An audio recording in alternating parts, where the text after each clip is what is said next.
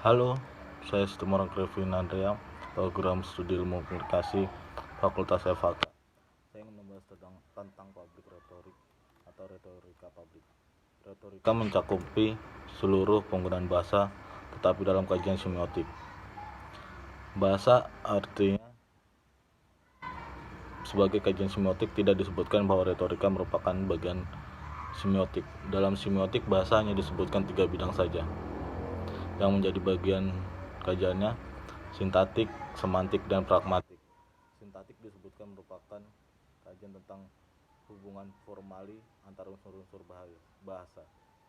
Semantik adalah kajian tentang hubungan antara unsur-unsur bahasa dan objek. Pragmatik adalah kajian tentang unsur bahasa dengan pemakaiannya dan para pencasir.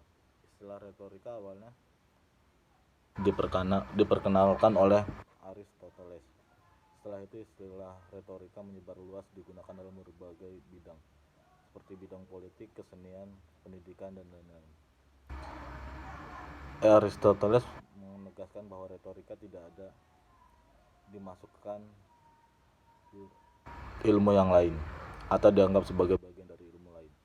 Justru ilmu lain itulah yang memanfaatkan retorika,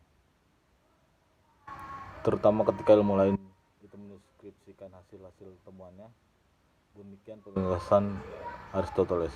Salah satu ahli bernama Aristoteles telah menulis bahwa retorika adalah kemampuan dalam setiap kasus tertentu bahwa untuk melihat ketersediaan alat persuasi yang mampu. Dan saya menyadari bahwa definisi ini dibuat untuk mungkin memusatkan perhatian dan tindakan yang disengaja menggunakan kata-kata supaya berpengaruh. Dan kata istilah retorika publik untuk mengacu kepada konteks di mana si pembicara memiliki kesempatan bahwa memantau dan menyesuaikan dengan tanggapan para audiens langsung.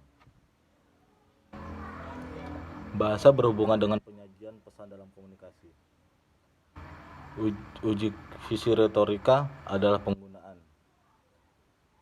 penggunaan bahasa yang dilakukan pemilihan kemungkinan unsur bahasa yang paling persuasif oleh komunikator. Pemilihan ungkapan, gaya bahasa, kalimat, dan lain termasuk dalam masalah bahasa atau deliver, yakni mengatur susunan bahasa, mengatur kata penyajian. Semua ini dilakukan agar komunikasi bisa menarik minat lawan bicara. Disinilah letak persuasi ya.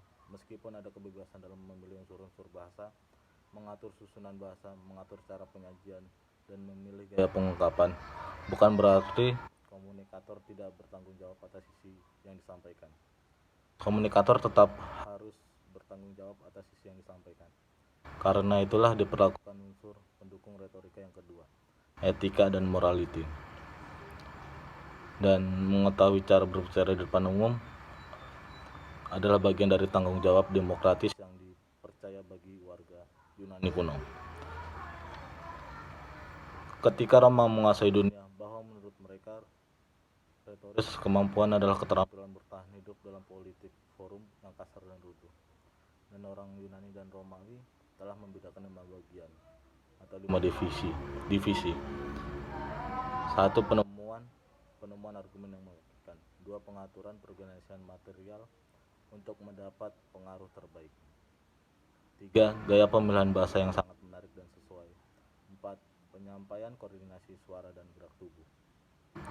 5. Memori pengesahan dan latihan konten. Aristoteles adalah murid Plato di zaman kemasan peradaban Yunani.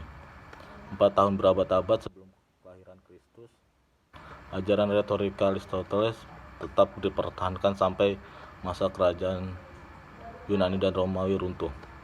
Ahli-ahli retorika sampai awal abad ke-20 mampu menempatkan ajaran retorika Aristoteles sebagai tradisi studi retorika. Inilah akhirnya dikenal sebagai retorika tradisional. Adapun contoh kisah nyata retorika yang saya ketahui di Indonesia, di saat Basuki Cahayapurnama mencalonkan sebagai kepala daerah Jakarta dan berkampanye di depan rakyat saat pemilihan. Bapak Basuki Cahayapurnama sangat menggunakan retorika publik yang berhubungan erat dengan kepiawaian seseorang dalam berbicara, dan dia menggunakan retorika publik merupakan kesempatan emas untuk meroleh simpatis di kalangan masyarakat dengan cara dia sendiri. Dan ini pembahasan retorika publik menurut saya. Terima kasih.